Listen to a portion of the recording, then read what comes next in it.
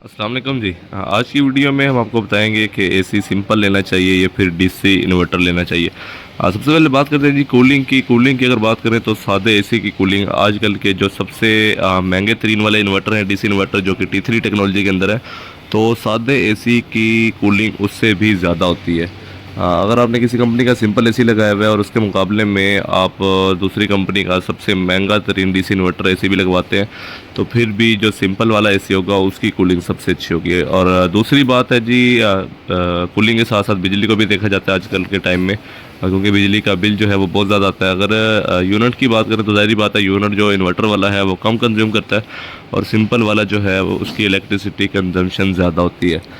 लेकिन अक्सर जगह पर ऐसा भी होता है कि जहाँ पर इन्वर्टर का फ़ायदा नहीं होता, अक्सर कमर्शियल यूज़ ऐसे दुकानों के ऊपर भी एसी की ज़रूरत होती है। लेकिन दुकान में ये होता है कि बार बार दरवाज़ा खुलता रहता है, बंद होता रहता है, तो उसमें इन्वर्टर एसी का कोई फ़ायदा नहीं होता, वो एम्पेयर डाउन ही नहीं करता।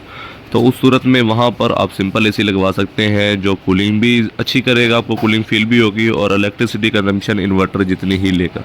क्योंकि वहाँ पर आप चाहे इन्वर्टर लगा ले, चाहे सादा लगा ले, कमर्शियल यूज़ पे जहाँ बार बार दरवाज़ा खुलना होता है, बंद होना होता है, तो वहाँ के लिए सिंपल ठीक है। अगर आप इन्वर्टर लगवाएंगे तो इन्वर्टर की वैसे कूलिंग कम होती है, एक तो वो बिजली ज़्यादा लेगा और दूसरा कूलिंग भी आपको फील नहीं होगी। तो उस एरिया में अगर आप सिंपल लगवा लेंगे तो वहाँ पर कूलिंग बेहतर हो जाएगी और इलेक्ट्रिसिटी कंजम्पशन दोनों की सेम रहेगी उस जगह के ऊपर। उसके अलावा अक्सर जगह पर ऑफिस जैसे है, अगर आपने 2 घंटे के लिए फिर 3 घंटे के लिए सिर्फ और सिर्फ एसी को चलाना है, तो ऐसे पॉइंट के लिए भी सिंपल एसी बहुत अच्छा है। क्योंकि अगर आपने एसी सिर्फ 2 घंटे चलाना है, तो अगर आप इन्वर्टर एसी भी यूज़ करते हैं तो इन्वर्टर एसी भी मैक्सिमम 2 से ढाई घंटे के बाद एम्पेयर को ड्रॉप करता है। क्योंकि स्टार्टिंग में उसने कूलिंग पूरी करनी होती है, तो वो कूलिंग पूरी करने के बाद 1.5 से 2 घंटे के बाद कूलिंग पूरी करता है और उसके बाद वो एम्पेयर डाउन करता है। लेकिन अगर आप वहाँ पर सिंपल लगवा लेंगे, अगर आपने चलाना ही सिर्फ और सिर्फ 2 घंटे, तो वहाँ आप सिंपल चला लेंगे तो वो 1 घंटे के अंदर ही कूलिंग को पूरा कर देगा और आप 1 घंटा एसी चला के उसको बंद कर दें।